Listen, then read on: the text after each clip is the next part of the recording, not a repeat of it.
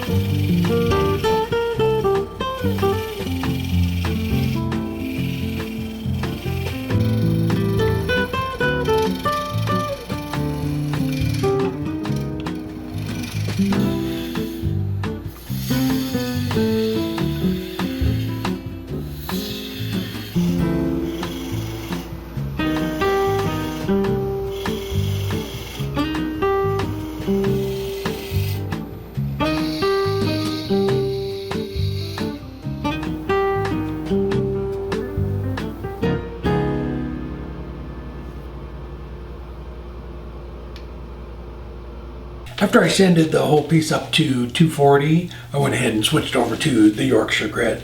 So with this, if you actually work it in, you can get just a glass finish on it, but I really didn't. I wanted to leave that frosty look on the outside of it, so I probably did about half of what I normally do. I used the regular Yorkshire grit, and then I switched over to the microfine stuff, but I didn't go overboard on it. Like I said, I probably did it about half as much as I would have normally, because I thought it looked cool if the outside of it was a little bit frosty, and then you look down from the top of it and it's crystal clear.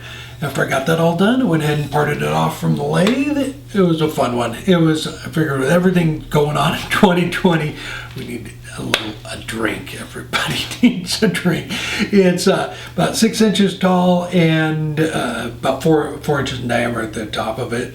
But it was a fun one. I was getting a little worried because the resin is the super cast, and it takes 48 hours for this stuff to dry. So normally I have it done a day or two before we start editing the videos, but this one was still sticky last night, and so I waited till this morning and turned it. But I think everybody needs a little change, and cheers to all of us, because we all need a clean, fresh start.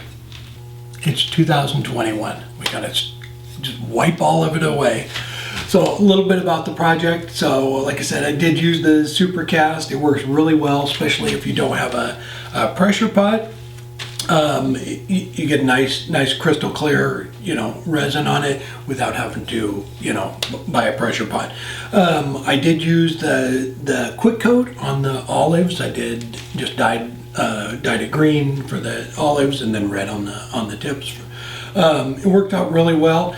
One thing I would mention is if you're going to do something like this where you're trying to make it look realistic, I would go undersize on whatever you're putting into it. So the olives, mine were a little bit bigger than a real olive. So when you look at it from the top, it's fine, but when you look at it from the side, it really magnifies them, and they just look giant. So if you're doing something where you're trying to make it look realistic, especially when it's magnified like that, I would go just a little bit undersized. But it was a fun one. When we were talking about doing it, Robin asked me if I was going to drill a hole down in the center of it into the wood. And I go, why? And she goes, well, that way it would bond the wood and the top of it together. And I go, oh, that's a good idea. I didn't even think about that. And then Braxton and I were recording a podcast the other night, and I was telling him about the project. He goes, so are you going to drill a hole down in the center of it to bond it together? So apparently everybody thought of it but me. But it all worked out, all good. The supercast, I really like that stuff. It's just an easy way to do stuff like this. So the other thing I did was when I was turning it, and as far as making the mold out of the wood, that worked out really well. I used a spindle gouge to bring it down really close, and then once I got close to the resin, I switched over and started using the negative rake, and that works out really well. Just take off just a little bit of the wood, and then you start getting into the resin so it won't catch. You might have noticed when I was pouring this, I also had a couple of cups there. I was doing some spheres, so I was mixed a bunch of resin up so that I didn't waste any. And I have a demo coming up where I'm doing spheres for a club up in Canada. So I just did it all at once. If you caught that in the video, that never wondered what that was. But it was a fun one. I want to wish everybody Happy New Year, happy and safe New Year. We all need to just wipe it clean and start over. All right, guys, thank you so much for your support over the past year. I really appreciate it. Hope you have a great day, and we will see you next week. All right, take care.